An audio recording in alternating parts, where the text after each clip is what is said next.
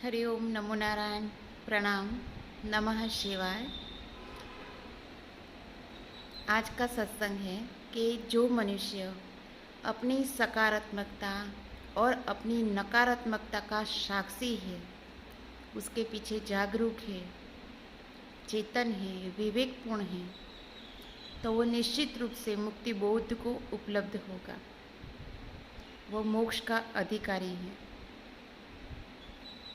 और उसे यह देखना, उसका अभ्यास करना, अपनी सकारात्मकता के पीछे अपने विवेक को जगाना, अपनी नकारात्मकता के पीछे भी उतने ही विवेक को जगाना, उसका धर्म होना चाहिए, उसका पुरुषार्थ होना चाहिए। ऐसे जीवात्मा दुर्लभ होते हैं संसार में, जो अपने भीतर के मन की अज्ञानता का नाश करने के लिए सतत प्रयत्नशील रहते हैं। और आपको पता है शायद, मनुष्य के सबसे बड़ी दुख की विडंबना और तकलीफों का कारण क्या है?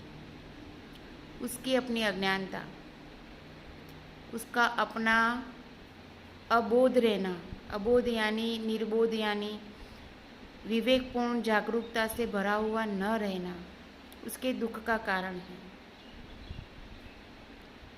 उसकी अज्ञानता ही उसे मूढ़ कर्म करवाकर, पीड़ाजन्य कर्म करवाकर ऐसे फल प्रदान करती है जिससे वह सतत दुखी रहता है।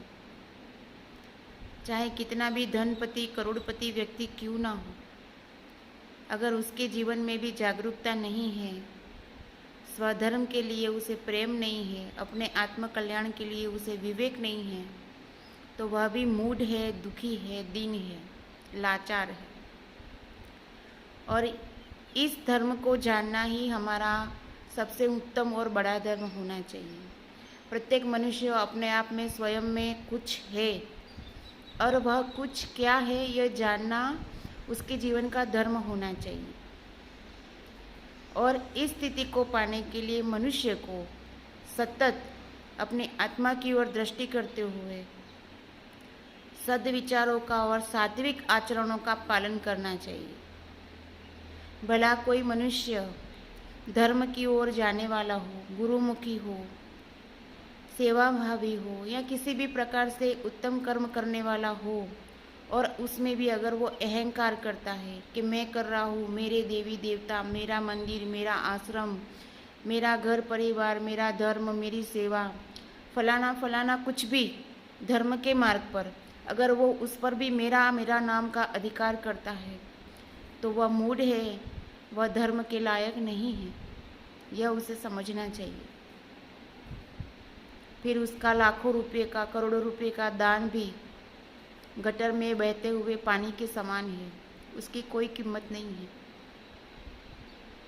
इसीलिए अगर वह सद्गुरु के शरण में है, तो उसे सद्गुरु के शरण में जाकर, संतों की शरण में जाकर नमस्तक होकर उन्हीं की आज्ञा का पालन करते हुए अपने अहंकार का नाश करना चाहिए। धीरे धीरे इससे भी चित्त शुद्ध होता है, और इस चित्त शुद्धि के कारण उसके जीवन में एक सुंदर सा विवेक जगता है, और उसका धर्म सुंदर होता है, मनुष्य जीवन सुंदर होता है, विवेकपूर्ण होता है। और ये सनातन सत्य है।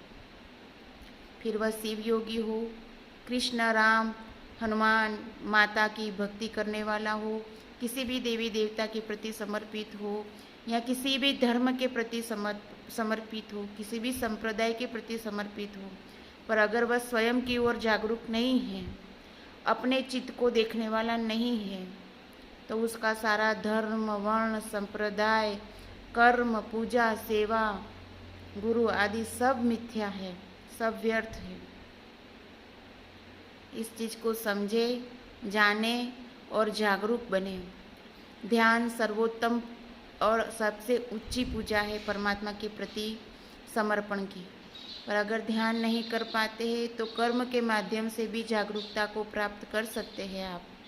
अगर आप भीतर से जागरूक होना धीरे धीरे सीखेंगे और अभ्यास करेंगे, तो आपका जीवन शुद्ध होगा, आपका कर्म शुद्ध होगा, आपके जीवन में आने वाला प्रत्येक जीव शुद्ध होगा। हरि ओम नमः शिवाय। जय गुरुदेव, नमो नारायण। जय गुरुदेव दत्त।